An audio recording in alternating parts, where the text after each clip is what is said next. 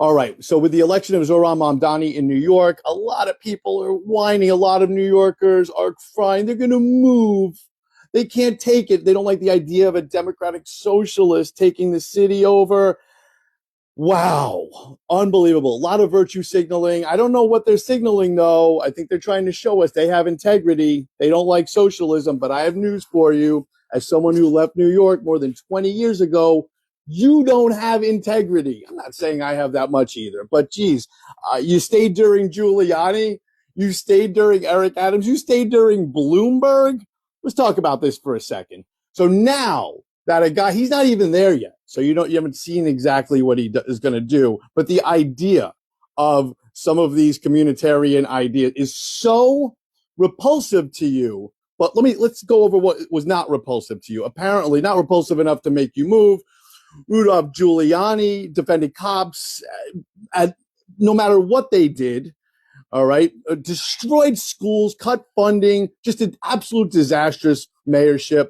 After that, Mayor Bloomberg, some of you may remember Occupy Wall Street going on while this guy was mayor, Mr. Stop and Frisk, privatize everything in sight. No problem with there. You all stayed.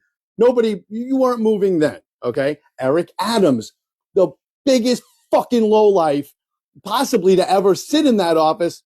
You weren't moving then. Conspiracy, fraud, bribery, charges brought, friends with Donald Trump, whatever, no problem. But new guy gets in, you're elected. So I just want you all to know you have no integrity. You're selfish fucking scumbags. And you're not going to move also, by the way. But if you do, don't come to Boston. Nobody fucking wants you here. On the other hand, maybe I'll visit home more often, go back to New York a little bit. Maybe it won't be the kind of city where bar stools have reserve signs on them.